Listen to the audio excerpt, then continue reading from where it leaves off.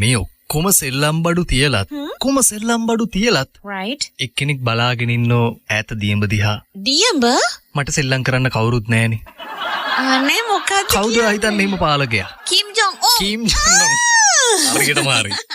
මේ ඔක්කොම තියලත් yes ඒ බම්බෝල මාත් එක්ක සෙල්ලම් කරන්නේ නැත්තේ. මාව සෙල්ලමට ගන්නකෝ. මෙයා පුස් කරනවා. මාවත් පොඩ්ඩක් සෙල්ලම් කරන්න ගන්නකෝ. කියන්න බෑ කොහෙන් හරි මටත් හිතෙනවා ඔයක් කර දෙයක් කරන්න කියලා. මේ ඌ හරි කියයිද දන්නේ. අර අපි ඉස්සර සෙල්ලම් කරනකොටත් අපේ එහෙම තියෙන්නේ. අපි ආව ගන්නෑ සෙල්ලම් කරන්න. එහෙම තියෙනවනේ කෙනෙක් ඉන්නවා. ඇමරිකානු ජනාධිපති මට එකක් කියන්න ට්‍රම්ප්. මට එකක් කියන්න වෙන මුකුත් එපා. මොකද්ද කියන්න ඕනේ? ඔයා යුද්ධවලට කැමතිද අකමැතිද? කැමති අකමැති. විඩක් කැමති විඩක් අකමැති. ඉඩන්නේ විටක් කන්න වෙලා තින්නේ අපිට දැන්. රුසියාවයි යුක්‍රේනයයි අතර තියෙන ගැටුමේදී එපා සටන් කරන්න. එපා ඕක නතර කරන්න. මොකද අන්තිමේදී කියන්නේ රුසියාව ළඟින්ම තියාගෙන අන්තිමේදී මොකද කරේ? එහෙම දෙයක් එතනදී වුණා. okay මෙතනදී ඊශ්‍රායලය ඉරානය. ඉරානය මන් දැඩි ලෙස අවධානය කරනවා. මම දන්නවා අල් කමේනි ඔබ හැංගිලා ඉන්න තැන මම දන්නවා. මට හරිම ඊසියා. එයා කිව්වා නේද සදාම් හුසේන්ව හොයාගත්තා වගේ මට ඔයාවත් හොයාගන්න එක අමාරු නේ. හොයාගෙන තියෙන්නේ. එහෙම කියන්නේ. හොයාගෙන තියෙනවා ඉන්න තැන දන්නවා. මට උතන්ට ප්‍රහාරයක් එල්ල කරන එක මහ ලොකු දෙයක් නෙමෙයි. නමුත් මං ඒ වැඩේ කරන්නේ නැහැ. කවුද බොල?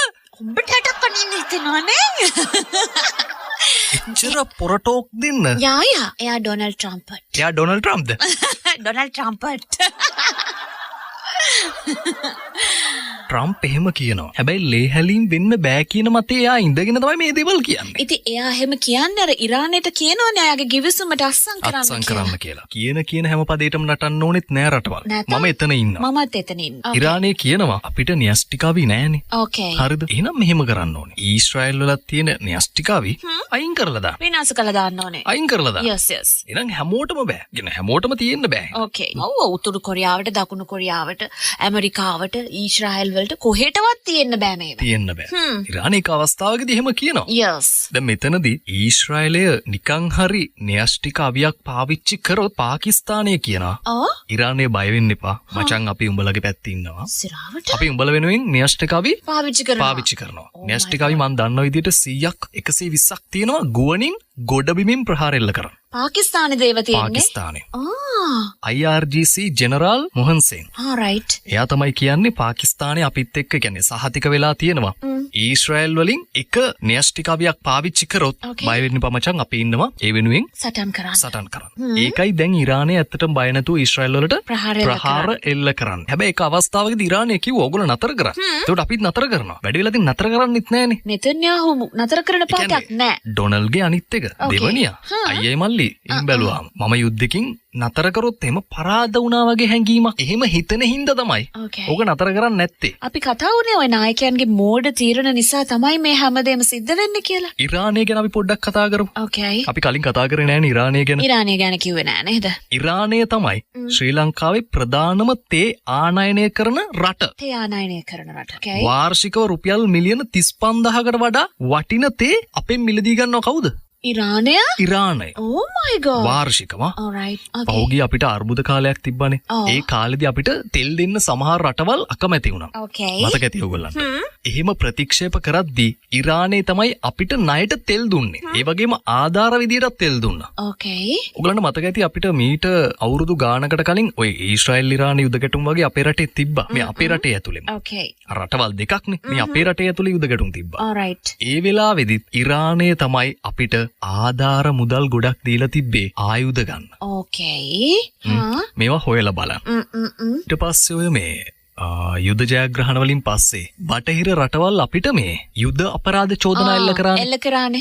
ඒ වෙලාවේ රුසියාව, පාකිස්තානය, ඉරානය තමයි අපේ පැත්තට හිටගත්තේ. oh my god. seriously? ඒගොල්ලෝ එහෙම නෑ. එහෙම කියන්න කතා කරේ ඒගොල්ලෝ. ලක්ෂ ගාණක් මිනිසුන්ගේ ජීවිත වෙනස් කරන්න පුළුවන් උමා ඔය ව්‍යාපෘතියේ ඉරානයේ ඉන්නවා කියලා කියනවා. කියලා කියන්නේ කොටස්කරුවෙක් කියනවා කියන්නේ. කොටස්කරුවෙක් වෙන්න ඇති. කොවිඩ් ආපු වෙලාවේ මිලියන ගාණක් වටින බෙහෙත් උපකරණ තිබ්බනේ. okay. එතකොට ඉරානය ශ්‍රී ලංකාවට ආධාර විදියට ඒ දේවල් දුන්නා අපිට. මේ වගේ ඉරානය අපිට ගොඩාක් පැතිවලින් හෙල්ප් කරලා තියෙනවා. මම මේ කතාව කියන්න හේතුව ඊශ්‍රායල් ඉරානයට වඩා යුද ගැටුම් ලංකාවේ දෙපැත්තට බෙදිලා.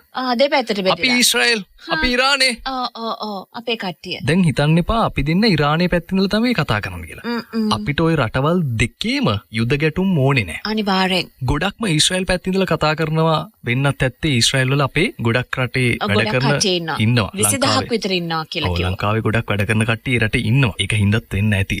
සමහර අවස්ථාවන් වලදී ඉරානයත් වැරදි දේවල් තියෙනවා. මම මෙතනදී කියන්නේ යුද්ධයක් ඕනේ නැහැ. ඇයි ඕගොල්ලන්ට බැරි දෙපැත්තට බෙදෙන්න නැතුව නෙවෙයි රටවල් දෙකම යුද්ධ කරන එක නතර කරන්න. අන්න රයිට්. එහෙම කියන්න උවමනාවක් නැත්තේ ඇයි? අපේ මිනිස්සුන්ට නේද? අපේ මිනිස්සුන්. මම අහන ප්‍රශ්නේ ඕක. ඕකේ.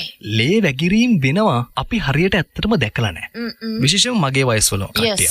යුද්ධයක් කොහොමද කියන ෆීල් එක අපි දන්නේ නැහැ. ඔව් යුද්ධයක් තිබ්බද කියලා සමහර මේ ජෙනරේෂන්ස් දන්නේ නැහැ දැන්. ඒ දන්නේ නැති හින්දා තමයි අපි අනිත් රටවල් යුද්ධ කරද්දි අර අපි පොඩි කාලේ සෙල්ලම් බඩු වලින් සෙල්ලම් කරන්නේ. අන්න. ඒ වගේ වෙන්නේ නැති නේද මචං? හිතන්න එපා ඔබ එහෙම කියලා. ඒ රටේ ඉන්න මිනිස්සු හැම දවසකම කකුල් වෙවුලමින් ජීවිතේ කොයි වෙලාවෙද ආරක්ෂා කරගන්න ඕනේ කොයි මොහොතේද අපි හැංගෙන්න ඕනේ කියලා හිත ඉන්නේ. ටික කන්න අතට ගන්නව ඇති.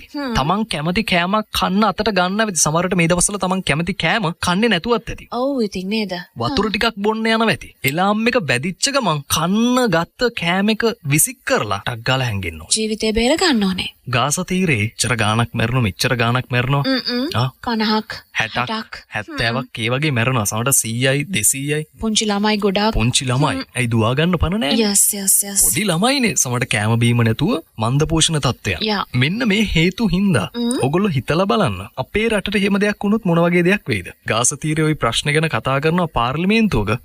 ඒකේ ඉන්න එක පුද්ගලෙක් කඩනවා. ඇයි ඒ මිනිස්සු දන්නවා යුද්ධේ තත්ත්වේ? අනිවාර්යෙන්ම. මෙහෙම ළමයි මැරෙනවා මේක දරා ගන්න බෑ කියලා අඬනවා. අපිටත් ඇඬෙන්න ඕනේ ඇත්තට මේ ළමයි ඉන්න විදිය දැක්කම. නැත්තම් අනිවාර්යෙන්ම. අපි කතා කරන්නේ ගහන්න ඕනේ ගාසා වලට, ගහන්න ඕනේ ඉරානයට, ගහන්න ඕනේ ඊශ්‍රායල් වලට. මතක තියාගන්න යුද්ධයක් අපිට තාම හරියට අපිට දැනෙලා නැහැ.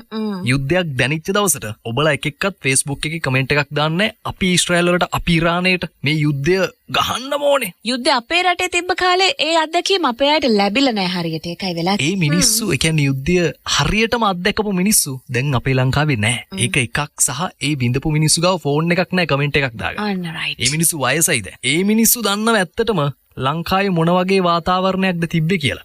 අපේ අම්මලා දන්නවා. ඔබ මතක තියාගන්න යුද්ධයක් කියන්නේ සෙල්ලමක් නෙමෙයි. අනිවාර්යයෙන්ම. එතන මිනිස්සු කොච්චරක් මැරෙනවද? ඔබගේ එක ප්‍රතිචාරයක්, ඒ කියන්නේ ඔබගේ එක කමෙන්ට් එකක් හින්දා ඒ වෙලාවේ තව කොච්චර මිනිස්සු මැරෙනවද? මම කියන්නේ මෙච්චරයි. යුද්ධයක් ඕනේ. අනිවාර්යයෙන්ම. ඔය ලෝක බලවතුන් ඒගොල්ලන්ගේ බලය පෙන්වන එක ක්‍රමයක් යුද්ධය කියන එක. හැබැයි එතනදී මැරෙන්නේ ලෝක බලවතුන් නෙමෙයි. අහිංසක මිනිස්සු. අහිංසක මිනිස්සු. යුද බටයන් කියන්නේත් අහිංසක මිනිස්සු. යස්.